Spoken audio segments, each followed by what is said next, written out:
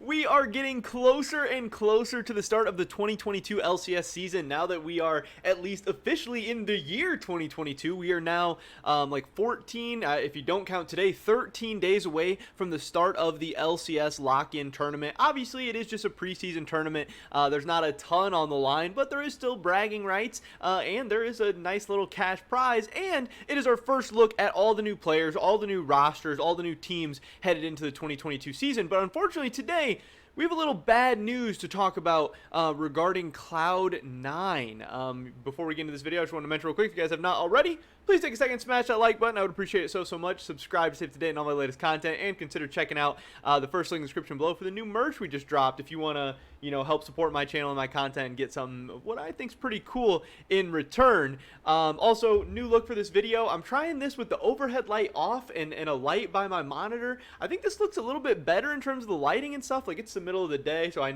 think the dark background with the light in the front kind of looks cool, but I don't know. We'll see how it goes. With that being said, let's get right into this one. So we've heard a lot of different bad news for a lot of teams already to start this season. We know that Fudge was not able to boot camp in Korea with Cloud9, and that LS and some of the other Cloud9 guys had talked about, hey, I mean, this sucks. Keep our expectations low for lock-in tournament, because we're not even getting to scrim together. We're not getting to play together. Fudge is having to be by himself in America, learning mid lane, learning this whole new role swap. He's not getting to be with us and learn how to play in this team. This would already be tough for Fudge, even if he was just playing top lane. But now, not only trying to role swap, but also trying to integrate him into the team.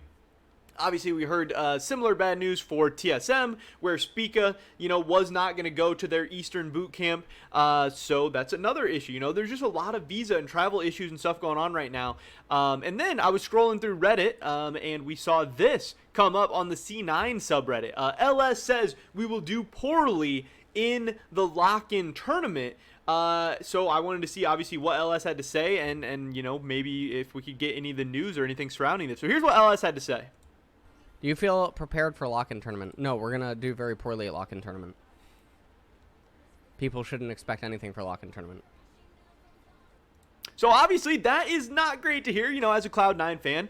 Again, it's just a preseason tournament. It doesn't matter too much at the end of the day, but, there are going to be some expectations, and this LCS season is going to be very, very close. I don't really think anyone feels confidently about the 3 teams that they're selecting to go to the World Championships for LCS in 2022.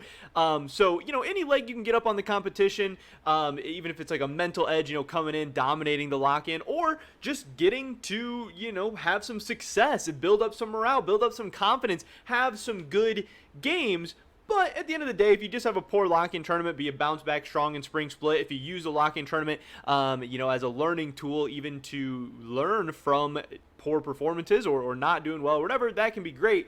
But another thing is, you want to do well in lock-in. You want to actually advance as far as you can, because there's not a whole lot of opportunities in domestic leagues these days, especially in the West, to play a lot of best of fives. And the lock-in tournament actually presents you with a unique opportunity to play in best of fives that have some lower stakes, but are still very, very competitive and in that BO5 format. Because again, if you don't, make it far in the lock-in tournament, then other teams are getting more and more BO5 experience, which helps you out in the playoffs, helps you out at Worlds. And then the next opportunity for best of fives isn't until the playoffs come again, and that'll be like April or something, 3 months from now. So a lot of Western teams complain that we don't play enough games, we don't get enough best of threes, best of fives. So lock-in can be an opportunity for that. But seems like people on the Cloud9 subreddit were not too concerned. They're saying, I'd much rather have them say this than we say we are prepared and give high expectations, only be disappointed. This is quite normal. Avoid unnecessary expectations. Again, and with the news of Fudge not even getting to scrim with the team and stuff, I don't think a lot of people were too shocked by this. But I wanted to dive deeper into this clip, and if LS said anything else, because, it's hard to look at his clips and stuff because he has them behind the sub wall. You have to be subscribed to him on Twitch to actually be able to see the stuff. But apparently there's this website, pogu.live, where you can see people's VODs and everything. So we took a look at this, and Ellis actually explains a little bit further and gives even more bad news surrounding his take about Cloud9 and why he actually thinks they will do poorly. Not just saying that they're going to do poorly and we should have low expectations, but, elaborating further. Imagine women guest coach streams on your channel. Yeah. Do you feel prepared for lock-in tournament? No, we're going to do very poorly at lock-in tournament. people shouldn't expect anything for lock-in This tournament. is as loud as it gets, unfortunately.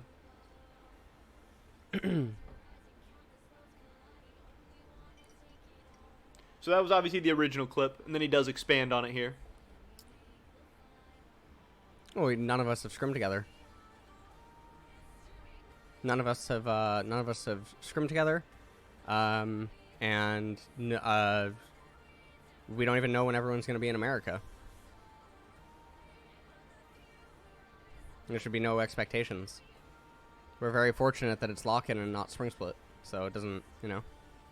So it's another one of those things where it doesn't matter, kind of. So it's fine. I mean, it's fine. Yeah.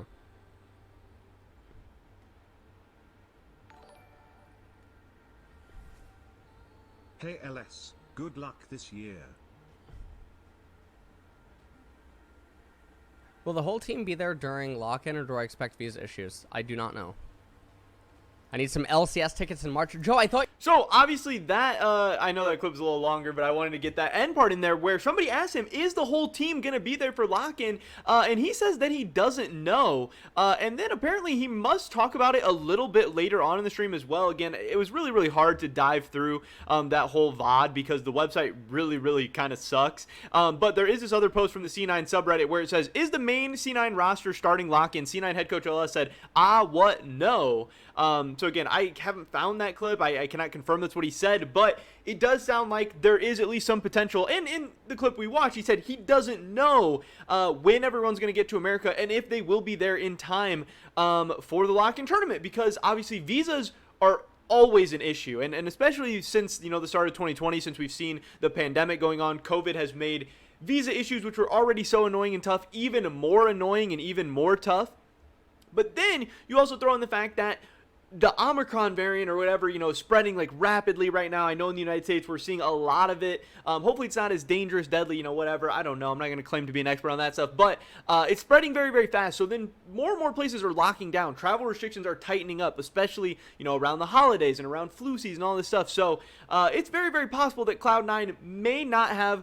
One, they won't have scrimmed together as a starting five anyway, even if everybody gets to the United States. But it also seems like LS and Cloud9 are at least a little bit worried, if not pretty confident, that they will not have their starting five for, you know, will it just be the start of lock-in? Will it be the entirety of lock-in? Will they even potentially miss some of the spring split? I don't know. You know, whatever it is, it doesn't seem like LS is too panicked or worried. He's just saying, you know, hey, at the end of the day, it seems like he thinks it would be nice if they could go to lock-in, have a good performance, and all practice and play together. It doesn't seem like he's too concerned because, again, he says, you know, this is just something that doesn't really matter. I think hinting at, you know, some people believing spring split doesn't matter that much either. This also brings into the question of, you know, teams like TSM. Are they going to have visa issues with, you know, Kaido and Shenny? Are they going to be able to make it back into the country? How is all those travel restrictions going to impact some other teams? And again, is it just going to impact lock-in, or is it going to impact the start of the spring split as well? Because I know, you know, last year we saw that happen with, like, Broxa. We've seen him have visa issues the last couple years where not only did it impact when he was able to get to the United States and practice and prepare for the season, but he started missing games during the season as well, and that could be very, very detrimental for Cloud9, TSM, and other teams in the LCS as well. So, you know, we're hoping for the best. Hopefully all these guys will be able to get over here because, you know, we want a good, fun, exciting lock-in, but we especially want a highly, you know, high competitive integrity for the start of our spring split as well. But does seem like we're getting some more bad news from Cloud9. It seems like, you know, we might not be seeing as exciting or as interesting of a lock-in tournament as we possibly could have. But that is pretty much it for this video today, guys. Definitely drop a like if you did enjoy it. I would appreciate it so much. Leave a comment down below.